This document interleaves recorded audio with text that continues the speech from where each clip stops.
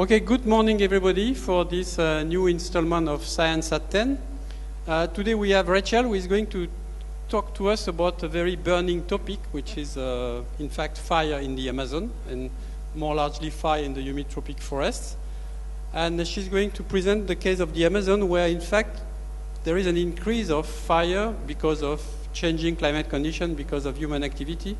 And I think that she's going to focus on the fact that there is a lot of management rules in place, but these management rules are not really informed by what is happening on the field and mainly with the shifting cultivation.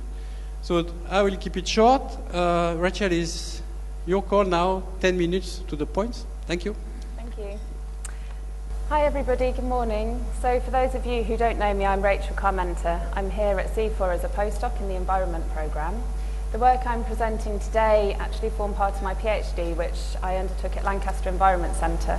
And whilst I began the work there, it was published last year, by which point I was here at CIFOR. So it's quite a nice opportunity to present this morning since we have visitors from Lancaster here today. My PhD focused on trying to understand smallholder fire management in the Brazilian Amazon using a range of geographic scales, and each had its own complementary methodology. This morning I'm going to talk about the local level work which I did, engaging with ethnographic research methods and some participatory work also. So I'm sure you're aware that there's an increasing problem of fire in the Amazon. Really since the late 80s and 90s there have been large, some call mega fires throughout the region, which have burnt in states such as Acre and Pará in the north of Brazil. There are multiple impacts of these fires. We can think about the environmental consequences, the biodiversity implications, the greenhouse gas emissions related to global environmental change. Also, the economic costs associated with fires, so for example, airport closures as a result of the smoke and the haze, and the social and health impacts with the respiratory problems experienced by people living in the region. And also, difficulties, for example, at the local level related to navigating, for example, in rural communities, navigating rivers becomes problematic, or hunting, because not only from the loss of biodiversity, but also the difficulty of hunting when there's a lot of debris caused from the fire lying around the forest floor. So the causes of these fires are largely anthropogenic, human ignition sources by both large landholders and smallholders. Fire is sort of central to land clearing, so for example clearing land to put a cattle ranch by perhaps a large landholder, or at the same time smallholders use fire to clear the land for their swidden fields. But for smallholders they also need the fire because it really is an important element of their subsistence agriculture via the input of nutrients that then aid production in those fields. So the smallholders are at the same time really part of the anti-fire sort of rhetoric that you find in the media and also in a lot of the literature, because their agricultural practices are perceived as relatively backwards, and they're really sort of linked then to this anti-fire campaign almost. And so whilst the different management interventions and policy prescriptions in place aren't only aimed at smallholders but all fire users, really they do sort of come into the line of fire, if you like, when you think about these different policy prescriptions. So at the same time, these management solutions don't really appear to be working because fire does continue to increase throughout the Amazon, and so it seemed like a timely piece of work to be done to really try to understand, well, what's happening, why is there this gap between policy and practice? And so that's what we were trying to do with this piece of work. And the methods involved were, I got to spend 6 months in the Brazilian Amazon in the state of Pará, quite close, relatively close to the town of Santarém along the river Arapiuns. I worked in 2 extractive reserves on either side of that river, and this work really, like I said, is the ethnography from that. So I went to the fields with people and I engaged in conversations about their histories of fire, experience of fire. I got to see the management practices that people used in the plots when they were burning, and I was interested also to talk about their awareness of any of the rules that exist, regarding those fires and their management practices.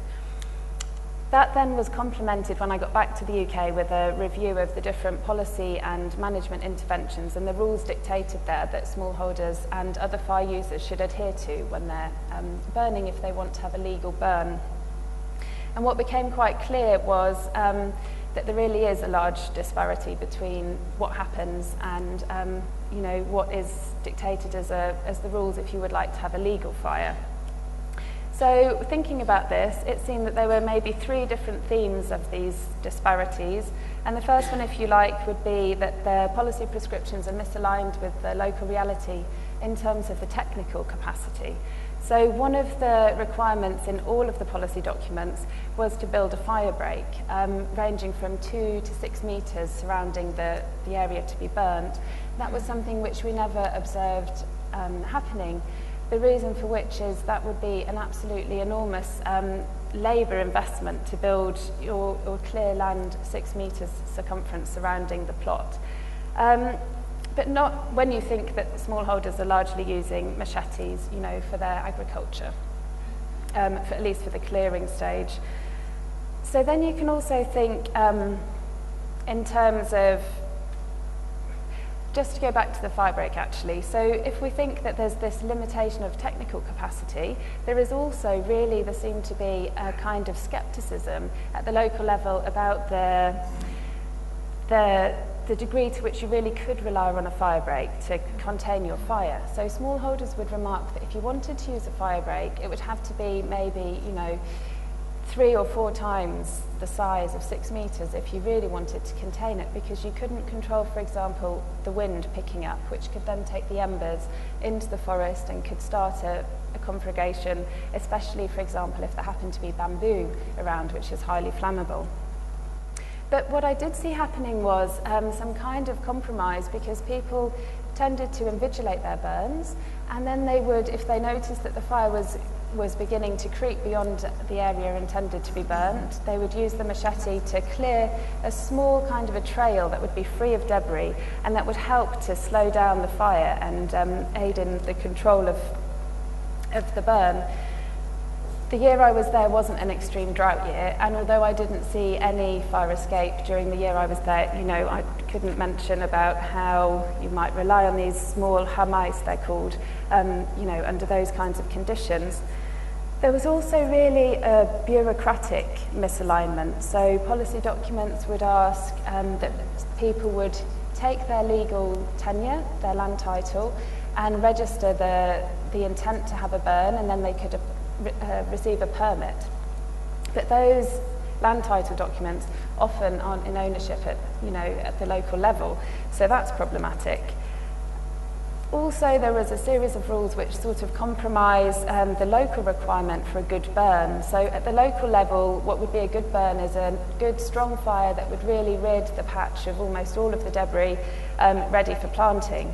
And to do that, you need to burn in the hot, dry conditions with some wind, because the wind helps to carry the flames. Whereas in the policy rules, what's required is that people will burn in the morning because it's a damp, and to avoid any wind, so to make the fire safer and more controlled.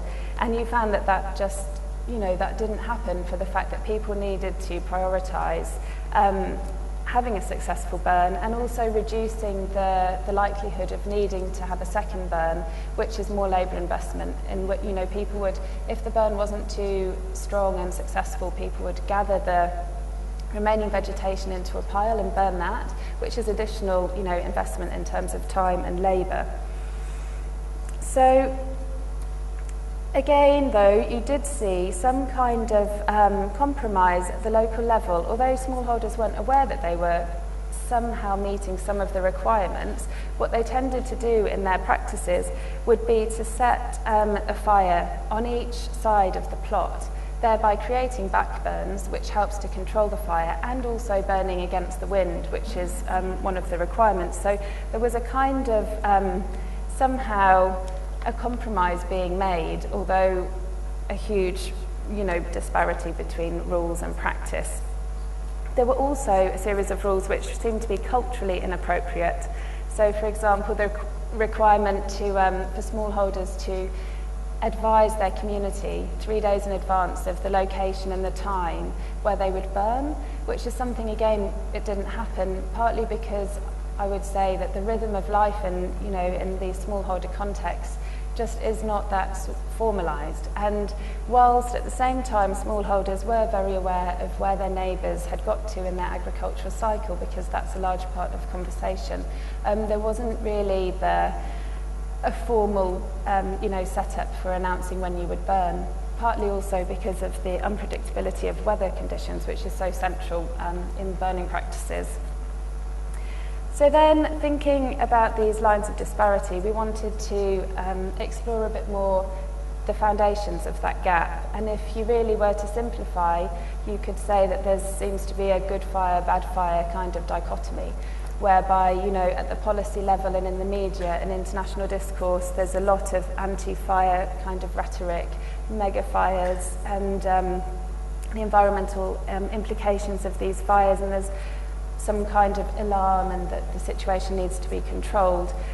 And that's very highly contrasted at the local level, where really people think and talk about fire in a very different way. There's a kind of an ease in which fire is used, and it's so central to agriculture, and not only agriculture, but daily practices of cooking on, you know, natural fires, keeping the community clean and safe from the leaves and insects, etc. So there's a real kind of juxtaposition between those perceptions of fire, and perhaps at the policy level, not an understanding of the other reality and experience of fire. So to conclude, we tried to think of these findings and suggest some policy or some recommendations for future management interventions which might be more successful.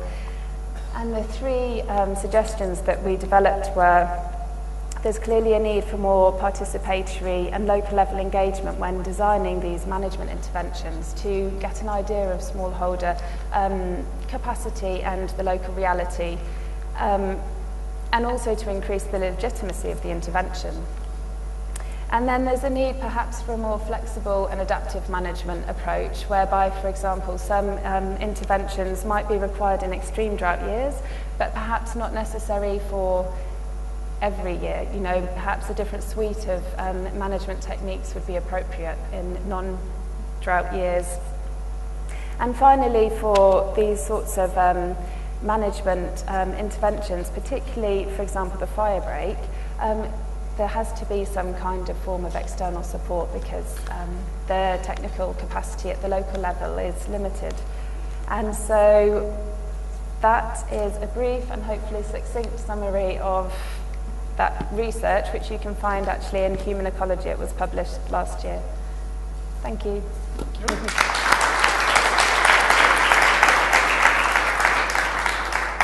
Okay, now the floor is yours for your question. People use fire because they cannot do fire break, I mean, fundamentally, so that they don't want to spend their time macheting all the trees. I mean, so that's why they fire. If you ask them to do the same thing outside to just control the fire, it doesn't. But I'm just coming from Zambia, and then I've seen some image of village where you have something like 1.2 people per kilometer square, and on the Lancet image, 28% of the image is fire scars. Is there a link in your research in terms of the density of people around and the capacity or the willingness to control the fire? So that if there is only the bush behind your field, you burn, and that's the bush burning. If it's your neighbor just behind your field, will you control your fire better? I did try to get information around that kind of shows at the decision-making level, and it seemed to be that people prioritise mostly their own assets, so house and crops, but also there was a kind of community cohesion, and so people tended to try to protect the crops and the houses of community members. But at the same time, it was never very clear if there was an escape fire, blame tended to be kind of thrown around, and it was always someone from a different community, you know, it was never someone from your own. So it was quite interesting to talk about those sorts of, you know, rationales for investing actually in the fire break. Another thing that people wanted to protect was NTFP. So if, for example, there's a Brazil nut tree or some other valuable source of non-timber products, people tended to increase their management, but never to the point of actually making an enormous fire break. No, thank you. I thought that was a wonderfully argued, a wonderfully well-made argument about some of the issues. One of the things I'd like to say is, first of all, the fact that it seemed to me that in many places fire is just completely forbidden. The fact that there were already some kind of guidelines how to use fire better already is a step up from the usual kinds of policies, which I think are just completely unrealistic, that just forbid it totally and therefore, just absolutely don't work. Otherwise, I'd just like to ask you, as you know, we've been working a lot on migration, and you're one of the people who's been working on migration. And I know that in the Western Amazon, a few of the people we've been working with have shown that the more people who go into the city, the more fire there is, the more escaped fires there are. The fewer people are out there in the countryside, sort of the more fire. Could you, and urbanization and migration seems to be a continuing issue here. So could you comment on that? And I'd like to make one other comment before I sort of give up this. So that was one of my questions. Another question is, one of the problems that we really saw in the Western Amazon was the fact that there was a real mix of uses. So there were people managing pastures using fire, and there was also a mix of uses and a mix of types of ownership and management. So there were absentee landlords, there were people who were doing pastures rather than agricultural fields per se, and then there were the shifting cultivators, and each of them had sort of different issues involved, and we found that it was partly that mix that also led to the problems with fire. Could you also comment on that? Well, taking that point first, where we were working in those extractive reserves, there's really, the land use is more or less swidden. There is not cattle or, I know in other reserves, like in Accra and Chicamenders, now there's more cattle there, but in these reserves it's really just shifting cultivation. So I didn't really observe those sorts of dynamics that you're mentioning, although Miguel was talking to me yesterday about the need to kind of have someone back in the field because of so many people having plots but actually living in the towns. We didn't really observe that in this research site. And related to your first question, which was, could you briefly remind me? Migrating. Fewer people, more problematic fires. I suppose I do remember going to some plots which were not abandoned, but the owners had moved to Santarém and they hadn't been back for some months. And people, the people who I was walking past with were kind of saying that at some point that land will have to be returned to the community and someone else can have ownership of there because it's not managed, and the fact that it's not managed means it's slightly more, susceptible, I guess, to not being, for somebody not bothering to take certain precautions if burning close by. But I mean, again, there was really quite limited, I suppose, migration from those communities to Santarém, so it's not something that I saw happening a lot.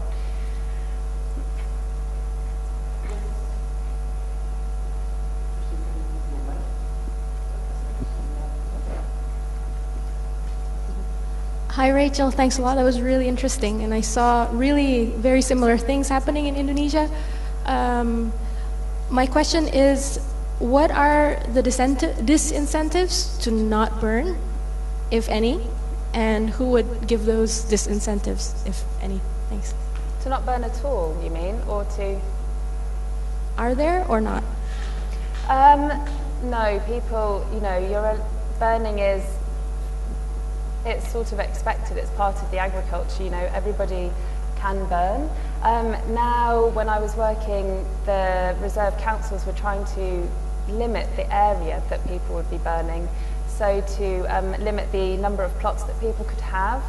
but that was more to do with the land in production than anything related to a limitation on fire use, really. Hi, you said at the start that you're interested in finding out about smallholder awareness of policy recommendation, but you didn't actually go on to say anything about that during the talk. I wonder if you did find their views on the policy recommendations, and kind of linked to that, whether they had their own recommendations, which you kind of alluded to in the last bit. I did, because we held some different sort of group discussions with people to understand more and talk more at length about fire specifically, and something that was really interesting was the fact that people often had ideas about what the policy prescriptions were, but that weren't true, so almost kind of like myths, not, you know, like a kind of a story that builds up over time. And so people, for example, would say that one of the requirements was you had to burn in December, and how crazy was that, because December is already, you know, the rains are coming, and the fact that such a stupid thing would exist is because all of these rules are written in the towns and the cities where they have no idea what's going on here, you know, on the ground, and that people would say that they were forgotten from the whole kind of bureaucratic and policy process. So, you know, I did ask people their knowledge of the different requirements, and often the knowledge was extremely limited or just completely, you know, off the ball, like, for example, this.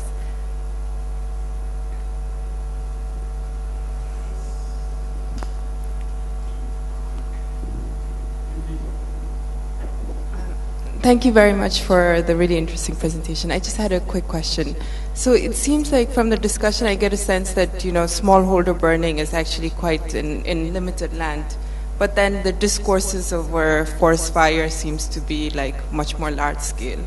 So is it like certain types of burning that's being condoned, or burning like in general that's I mean sort of condemned? Well, the anti-fire sort of discourse, I would say, is related to these wildfires that spread, and definitely implicated in that discourse are the smallholders. Their burns are relatively small, but there are many of them. But I think it's mostly also linked to the fact that the agriculture isn't really respected. You know, it's regarded as a kind of a backwards type of a practice that needs modernising and improving, and so that pulls them in then to the target of these kind of anti-fire campaigns and discourses. There was a big campaign and program on slash and mulch, in contrast with slash and burn in the state of Para. How did they get any attention or competition with slash and burn? I know of a couple of different slash and mulch initiatives. So far as I understand, they've had quite limited success, partly because of difficulties, you know, of trying to access these riverine, largely riverine communities, and delivering machinery required for the mulching procedure. But it is something that's still sort of on the horizon as a potential alternative to slash and burn or swidden.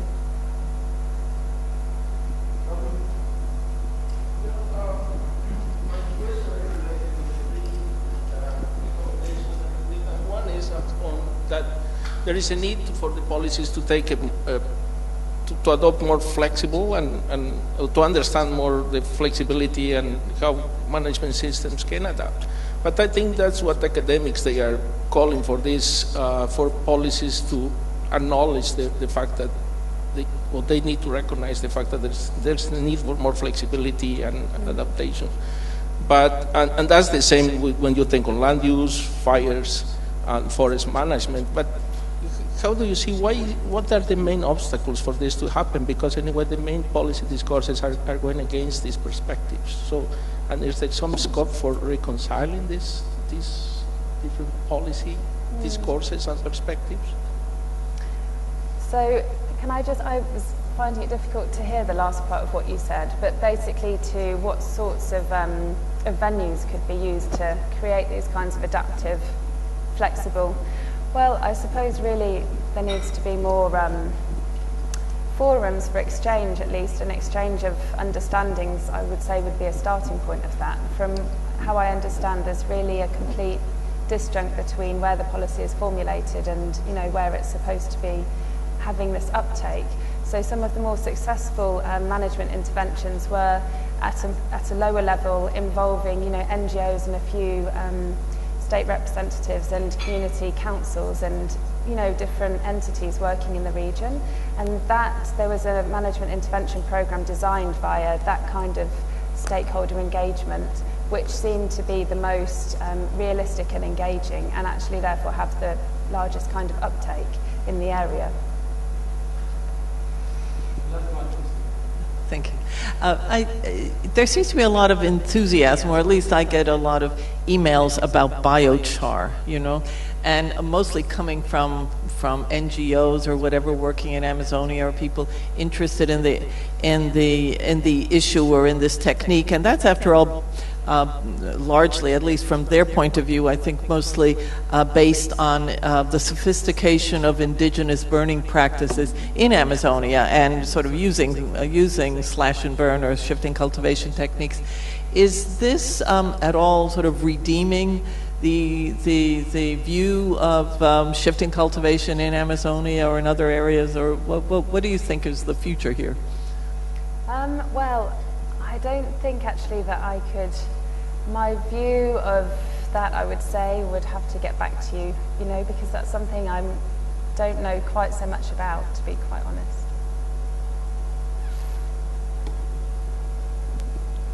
Okay, any other last burning question? We have 3 minutes left. No? Then we need to thank again... Pablo? No, you are moving. No. So we need to thank again Rachel and for the very nice presentation. And I guess this has been published as a paper in Human Ecology. So everybody can have an autograph part of the paper if they want. Thank you again, and see you for the next Science at 10.